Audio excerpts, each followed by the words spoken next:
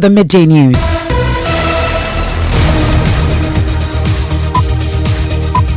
The news is live on Joy 99.7 FM here in Accra and Kumasi. We are on Love 99.5 FM affiliate across Ghana's 16 regions. We are on Swiss FM in Ho, Ganga FM in Jirapa, A1 Radio and Dreams FM in Bogatanga. We are on live on X Spaces, Facebook Live, and also myjoyonline.com. The midday news is sponsored by Petrol Sol, your clean fuel in full quantity. Petrol Sol is always a delightful experience. Also brought to you by Duro Plus Ghana Limited, producers of quality PVC and HDPE pipes and water tank. We are the only water storage tank with a level indicator. Where Dura Plus goes, water flows. This afternoon. The Kolebu Teaching Hospital closed the doors of its renal dialysis unit to outpatients, so it was inaccessible. He had to resort to a private facility. Tragic loss. Father of 9 among 19 victims as the OPD of the Kolebu Teaching Hospital's dialysis unit remains shut for the past 5 months, 12 days due to 4 million cedi debt. We'll get to hear from families as they cite financial constraints. Also, we have details as the Ministry of State at the Finance Ministry says it is unacceptable for Ghanaians with kidney failure to go through what they are experiencing. So I believe that when I come back to you on Monday, this will not be an issue for conversation. Yeah, so we are getting to the weekend. We will see what we can do. So this afternoon, we'll get into the election headquarters where the General Secretary of the NPP is warning against misconduct on election day, warning any attempt to induce delegates by the aspirants will be dealt with accordingly. If it happens within the perimeters where we are going to have the election, definitely the police force must arrest anyone who tried to induce anyone to vote for him. We'll get to hear also from a political risk analysis who says that this is the first time the NPP is presenting weaker candidates for the presidential primary. Also take you live to the Alisa Hotel where President Akufo-Addo and the Council of Elders are admonishing aspirants to consider the interests of the party and remain united for Congress. We would not want a situation where losing candidates would claim that the process was not of his liking and go to war against the party, either by mounting an independent bid or telling supporters not to vote for NPP. Also in this package, critical juncture for Ghana as the finance minister holds talks with independent power producers and the Paris Club. Essential steps prior to the IMF board meeting to consider the second tranche of bailout funds. Between now and year end are critical. We do have budget November 15th, the IMF board meeting November 22nd. We are negotiating with the IPPs to get stability in our energy sector. Also, the Finance Ministry is acting swiftly to resolve the $140 million Trafigura judgment debt, preventing the potential seizure of Ghanaian properties in the UK. I've also been Attorney General before, and I appreciate some of these things. I mean, there are cases you believe that, well, you should fight to the teeth. It's a matter of principle. So, yes, I would say that, well, let's hope never again. We have sports. Security of football clubs is under scrutiny following an armed robbery attack on Legon Cities. Details in 20 minutes. And I'll take you to Lake Bosumtwi, the largest natural lake in West Africa, which is drying up according to scientists. From 2005, we have seen that there's a rapid recession of the water mark. From the shoreline to the water mark, there's been some kind of 35-meter shrinking of the lake. We have that and more in this afternoon's edition of the Midday News. I am Emefa Apawu, and this is your home of independent, fearless, and credible journalism. Please stay on for details.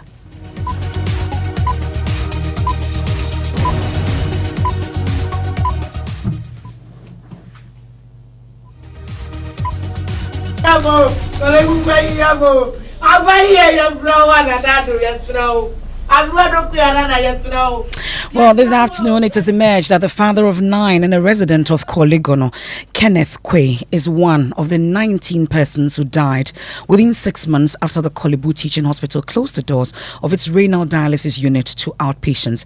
It's been exactly 5 months, 12 days today since that dialysis unit has been shut. Well, that's according to the Renal Patients Association of Ghana. Kenneth's wife, Mariam Bangura, says financial difficulties forced her husband to go for his weekly dialysis treatment once instead of thrice at a private facility. The renal dialysis unit of the Kolebu Teaching Hospital remains closed over that 4 million cedi debt. The government's promise of settling the debt has not been fulfilled just yet. Let's listen to Mariam.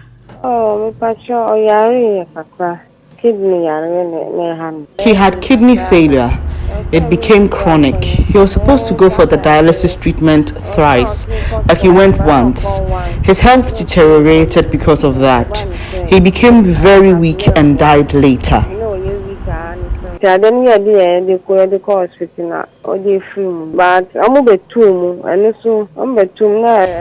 Kolebu Teaching Hospital closed the doors of its renal dialysis unit to outpatients, so it was inaccessible for him. He had to resort to a private facility. He was supposed to do it 3 times, but he could only do it once. Well, 46-year-old Gifty Labi also has a kidney malfunction. He told my colleague Maxwell Agbagba that members of the Renal Patients Association discuss who will be the next to die as their condition continues to worsen as a result of the closure.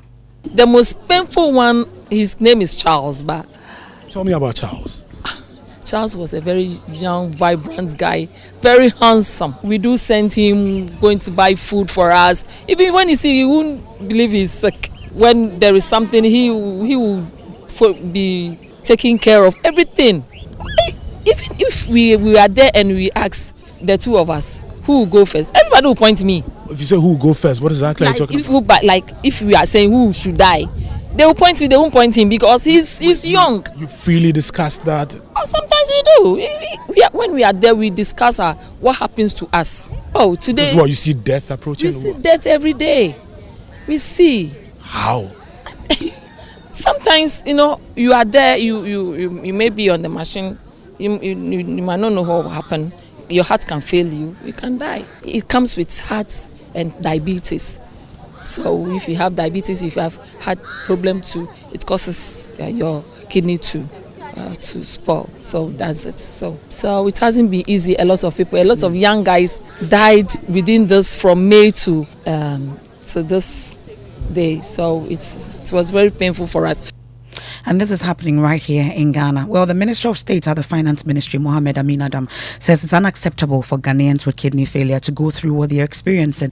He says the government will find a way to deal with the situation before next week.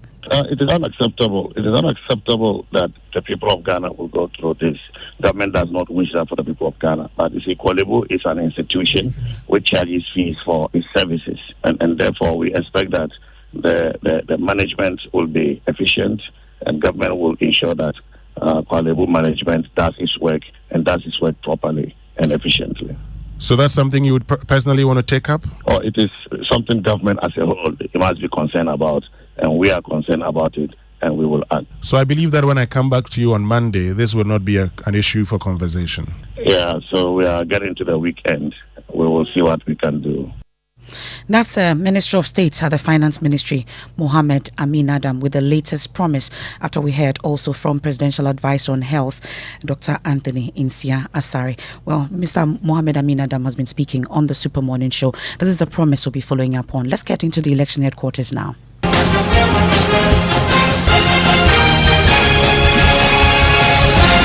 And this afternoon, the race is on. We are gearing up for the NPP's presidential race on Saturday. And the General Secretary of the NPP, Justin Frimpong-Kodia, says any attempt to induce delegates by aspirants on the day of the election will be dealt with accordingly. Although he believes it will be ridiculous for any aspirant to bribe the over 200,000 delegates expected to cast their vote, he stated emphatically anyone that will be caught in such acts will not be spared. He, however, assured that the election outcome will be based on merit. I believe the elections on Saturday will be determined based on merit, based on the people's perception and how aspirants have been able to sell their message to delegates. I don't think money Saturday election. For us as a national party and together the presidential election committee, our focus is to make sure we have a successful and transparent election. That's our focus. In matters of money and how an aspirant will play its campaign, we leave it to them. They have to decide or which strategy they are going to use. But I can assure you, money will not determine who will win the election on Saturday. And if you find any evidence of candidates trying to influence delegates in any way, what's the party's approach going to be? Well, if it happens within the perimeters where we are going to have the election, definitely the police force must arrest anyone who tried to induce anyone to vote for him. And then the last time, there was this issue also, people going into the polling booth and attempting to take photos of how they voted. What's the party's... Anyone who makes an attempt will be arrested by the police. That is, if you take a photo and you wanted to show it around? Anyone who tries will be arrested by the police. That's the General Secretary of the governing NPP, Justin Frimpong Kodia. They're speaking on PM Express last night with Evans Mensah. Well, we'll take you live to the Elisa Hotel shortly, where the party's Council of Elders are currently meeting. But we'll focus today on the candidate that has been described by delegates and party bigwigs as formidable and capable of leading the party to victory. Samuel Mbura has more in this report. He defended his party at the time the country was sitting on political tenterhooks. He displayed intelligence, grit and honesty before the Superior Court of Justice. If you are not afraid of the truth, let us put down my analysis and show me one repeated polling station in my analysis. President Akufo-Addo recognized in him a dedicated and principled individual, embedding his name among the honest and intelligent men in Ghana's political history. Former mayor of the Greater Accra and current member of the Council of States, Ejiri Stanley Blankson, strongly corroborates the attributes attributed to Dr. Bawumia by the president. If there is a Gailito, and I said, look, the people called me that I should put my neck there, I would tell them that if it is for Bawumia, I will do it. According to him, Dr. Bawumia has the endorsements of the Council of Elders of the NPP to lead the party. I can say this without fear, that about 92% of my colleagues at the Council of State are supporting Bawumia. A prominent figure in Ghanaian politics, Ama Bami Buzia, sister to former Prime Minister Dr. K. Buzia, and a Council of Elders member, also sees in Dr. Bawumia the qualities of a true leader. Not because he calls me mommy that flatters me. All the qualities I look in a politician for, to me he has it. She is so committed to his cause that not even a wheelchair could prevent her from casting her vote in his favor. They said when they saw me because of my problem, they said, oh, we thought we were going to do proxy vote. I said, no, I want to make sure that I put my own thumb on his face. I'll go. I know he's going to win. Maybe between 85 to 90%. I know he's going to win. Dr. Bawumia is the son of a prominent northern Ghanaian politician, Mumuni Bawumia, who played a significant role in the formation of the New Patriotic Party. Samia Wuku, campaign coordinator for Dr. Bawumia, hopes that the tireless effort by the father of Dr. Bawumia and himself to the party will be rewarded by the delegates. In the next few hours, we should be electing the leader of our party and a potential president of our country. Now we can hear from political marketing analyst Professor Kobi Mensah, who is of the view that the aspirants in the race are the weakest ever presented by the NPP. Here's why. I have never heard him speak on the economy since the economy started being in tatters. I mean, let us be frank. Whenever they have spoken, they have actually attributed the situation to Ukraine and, of course, to COVID. But everybody knows that that's not the reality. That's not the truth. They have mismanaged this economy. Of course, if you look at the other candidate, Dr. Efi Akoto, nobody can tell you that that sector had never performed. The planting for food and jobs had been in shambles. He had actually come out with a very knee-jerk strategies, carton food from the village to the city center to Accra, just a 9-day wonder, nothing happened. But I think that this is the first time in the life of the MPP presenting very weak candidates. So definitely it's not a blessing, it's a curse. That's a political marketing analyst, Professor Kobi Mensah there. Let's go live now to the Elisa Hotel. We're told that the NPP National Council of Elders are meeting ahead of Congress. My colleague Samuel Mbura is there for us. Mbura, let's start with the unity calls by the chairman of the Council of Elders, Hackman Owusu-Agyeman. Well, so all four aspirants are before the committee, which the president himself is in attendance, and all four aspirants are also there. Hackman Owusu, who is chairman of the Council of Elders, says that all of them should put the interest of the party ahead before they are going into the November conference. Well, we'll get to hear from Hackman Oswajiman shortly, but I'm interested in what the aspirants themselves or the candidates themselves have been saying and what the talk really is largely at the Alisa Hotel.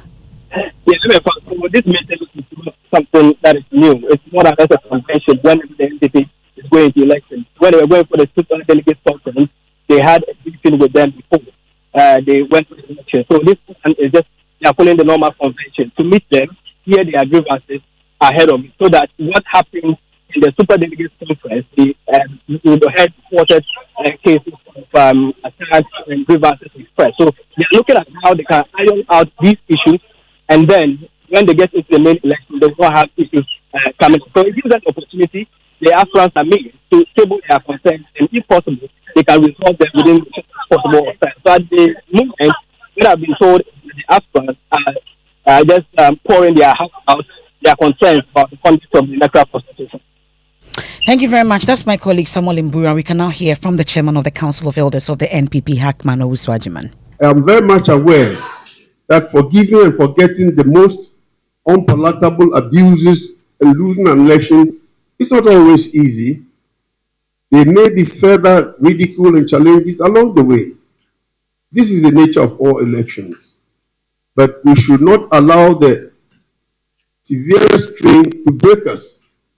This is the only way our party can stay relevant in this changing political landscape. We should remember that Saturday, 4th November 2023 will come and go and remain only as a memory. But the NPP, if we do not allow our action to destroy it, would exist for some long, long time to come. It should not be said that it was during our time that a very fine organization like our party, for which our forebears gave of themselves, died. We pray that our aspirants will be able to do everything to cover the dividing lines that have emerged within the party, especially one lucky enough to win on Saturday. We would not want a situation where losing candidates would claim that the process was not of his liking and go to war against the party, either by mounting an independent bid or telling supporters not to vote for MPP. We are very much aware that the process so far has been very transparent. That's the chairman of the Council of Elders of the NPP, Hackman Oswajiman there. In the Ashanti region, the Security Council has warned against the deployment of heavily built men and any other private security services to polling stations for Saturday's presidential primaries of the NPP. While in the USA, the NPP USA, there's a development. Elton Robe joins me in studio. What do we know? So, Emefa, this is a memo from the Branch Director of Research and Elections to all MPP USA members, results of internal voting to determine allocation of MPP USA presidential delegates' votes. This was conducted yesterday, November 1, 2023. MPP USA, as a tradition established in our bylaws, conducted and has since concluded the exercise of our internal pool for the MPP presidential primary election 2023. We communicated the results of our internal democratic exercise that took place to ascertain which amongst our esteemed presidential hopefuls would carry the banner of the MPP USA. Through a process emblematic of our unwavering commitment to the democratic principles of the party, our members in good standing have exercised their right to vote, culminating in a decisive outcome. And then, so these are the outcome of the results of the MPP USA branch. They've already voted. Dr. Apawu Bawumia had 208 votes, representing 77.4% of the votes. Kennedy Ohina-Jekum pulled 60 votes, representing 22.2%. Honorable Owusu Efiya Koto had 1 vote, and Honorable Francis Ayanimo had 1 vote also. So after the MPP USA election results, Dr. Bawumia came on top with 208 votes against Ken Japan 60 votes. Thank you very much, Elton Brobe. Meanwhile, Alan Kwejo Chemanting and his movement for change is currently holding a forum in Kumasi. Here accepts. At long last, The journey to Victory 2024 has begun. On the 25th of September, I made an announcement to the nation, and I declared the establishment of a new movement for change in our country. This movement seeks to change and transform Ghana into a prosperous, united, and peaceful country. From north to south, east and west, the majority of Ghanaians are looking for change. That's Alan Kojoche Manting in the Ashanti region, taking us out of the election headquarters into a quick break here on the Midday News. I must remind you that the election headquarters is always brought to you by Petrosol, your clean fuel in full quantity. Petrosol, always a delightful experience. And of course, they are also sponsors of the Midday News here on Joy 99.7 FM, also brought to you by Duraplus Ghana Limited, producers of quality PVC and HDPE pipes and water tank. We are the only water storage tank with a level indicator. Where Duraplus goes, water flows. Return from the break with sports and then the critical juncture for Ghana as the finance minister holds talks with independent power producers and the Paris Club, essential steps prior to the IMF board meeting to consider the second tranche of bailout funds. Between now and year end are critical. We do have budget November 15th, the IMF board meeting November 22nd. We are negotiating with the IPPs to get stability in our energy sector.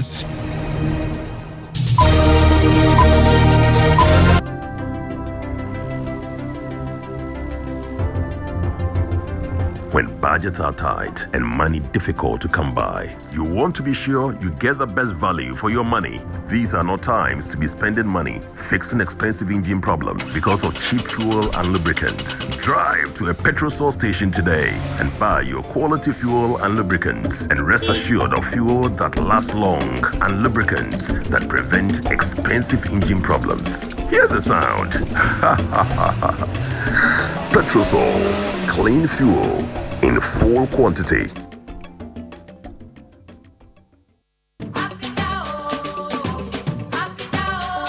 Prepare for an exhilarating experience at the main fair of the 2023 EcoBank Joy News Habitat Fair. Join us at the Accra International Conference Center from Thursday, November 23rd to Sunday, November 26th, 2023.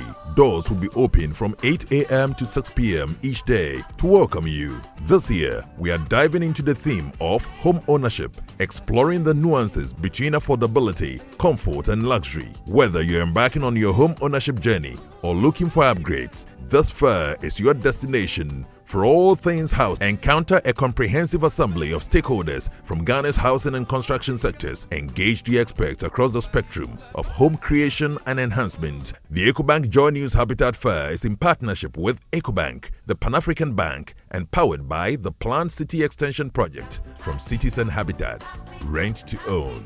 And sponsored by Elegant Homes and General Constructions Limited, where quality meets value. Global Lighting, your solution to quality lighting. Syntex Tank, Air Strong, Air Tough. Springfield Estates, where dreams are built. Virtual Security, complete security solution. DBS, your roof experts. Virtual InfoSec Africa, security solutions by design. Saint Gobain, making the world a better plan. Clifton Homes, beautiful homes, wise investments. The Kissington Heights, Airport City, Kumasi, by HDG Homes Limited.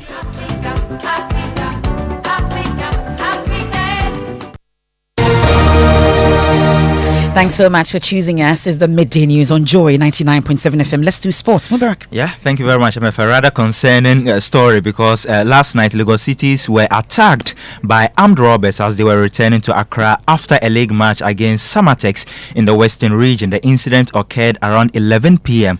on the Bibiani Kumasi Highway. The robbers smashed the team bus to force entry and stole money, mobile phones and laptops belonging to the players and officials. Now, the club's communications director, Kwame Juma, recounts the traumatic experience. Somewhere around a town called Twaso. We got in there and it appeared that there was a bit of a police barrier of a sort, because normally when you're traveling at night or at dawn, you normally come across these barriers all over some of these places. So we thought it was a situation like that. We realized that a number of cars had been stopped, so we assumed that it was something similar to that kind of thing. Only to realize that these guys were bandits. A few more guys emerged from the bushes by the roadside, got all the players to come out of the bus, got us down. Pointed guns at the players and officials of the team. They went into the bars, took what they want. I've given you a list of some of the things that they have taken from the team. Got in there, took what they wanted. After that, they just got back to the bushes and disappeared again. It was a harrowing sight, but thank God everyone is safe. We're back to Accra now, and we'll make the necessary report to the right authorities, and then we'll take it from there. That's the Communications Director of Legon City, Kwame Juma. Back to you, Emefa. Thank you very much, Mubarak. Now, Finance Minister Ken Ofori-Atta is leading talks with two bodies to enable the International Monetary Fund Board take a decision on Ghana's second tranche bailout release. I'll tell you more about that, but there's a development. We've been talking about the Kolebu dialysis renal unit, which has been shut for 5 months, 12 days today. There's the latest development, and thankfully, the PR of the Ministry of Health joins us on the line with some news on this. Isaac Ofeba, thank you so much for your time. What's really the news? Has it been opened? Yes, good afternoon to your cherished listeners. The Honorable Minister have directed the Chief Executive of Kolebu to, as a matter of urgency, make the place open and issue statements to the general public for Ghanaians to know that the place is open, the amount of money that we are supposed to pay, the old charges, as we move on to see whether there will be an increment or not. We've not spoken about that, but we are hoping that they will comply with Honorable Minister's directive. Well, so we know that there were concerns that Kolebu raised. At least we're waiting for that statement to find out the details of the opening. But let me find out first, is it taking immediate effect, the opening of the renal dialysis unit? Yes, from the directive of the Honorable Minister, supposed to take immediate effect. And the Chief Executive will know, who has also assured that he will work towards that. We hope that he will take consider the directive of the Honorable Minister and take the opening seriously. But listen to the CEO, he's more than willing to open, but the debt, outstanding debt, the 4 million cedis debt is the main concern, plus the cost of consumables subsequently. Has that all been sorted, you'd say? Yes, as part of their discussion, for which I know the Honorable Minister has addressed a number of issues regarding the outstanding, and then the differences that will come after. And so they've spoken about it, and it's had a stakeholders discussion. A lot has been done, and we are sure that will be taken care of.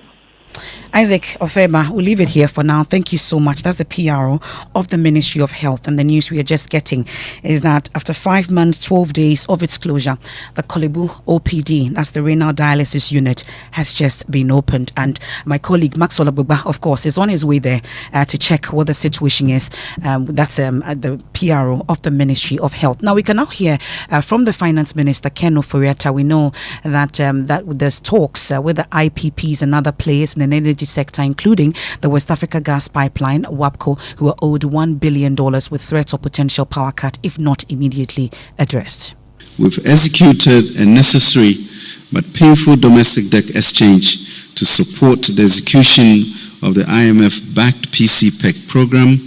We received a clean bill of health from the first review of the IMF program on October 6. We concluded the review.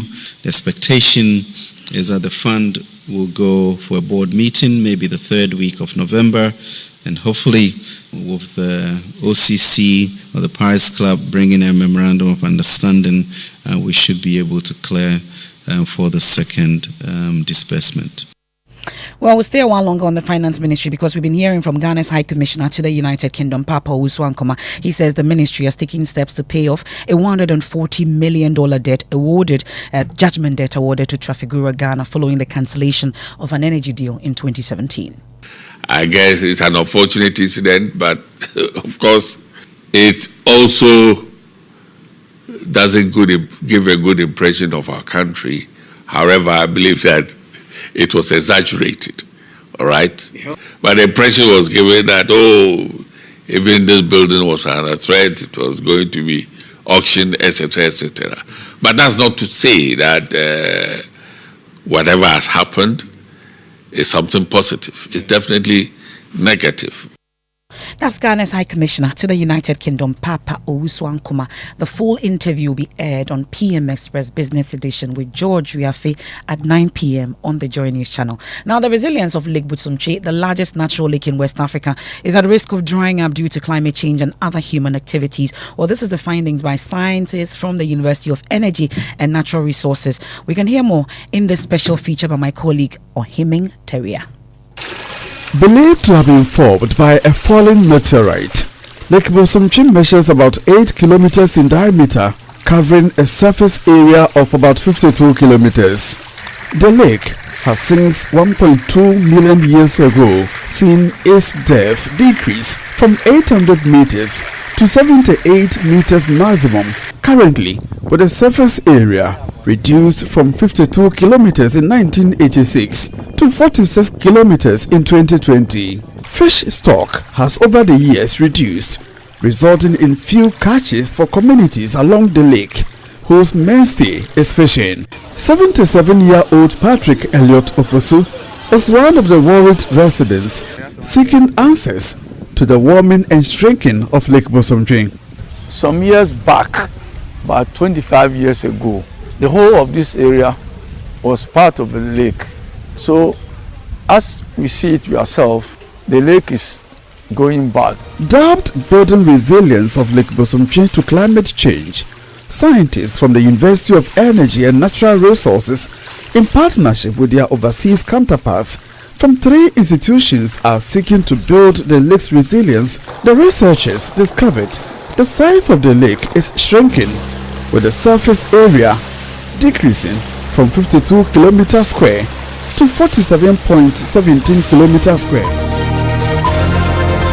And that's how we wrap up today's edition of the Midday News here on Joy 99.7 FM, also on Love 99.5 FM in Kumasi. There's more when you log on to myjoyonline.com. We are ready for Saturday's primary. Money won't determine the winner. Justin Kodia, your election headquarters is also ready for you, starting with election eve on Friday at 8 p.m. I am Emefa Apawu. We have Living Word with Pastor Mensa Otabil. Have a good afternoon.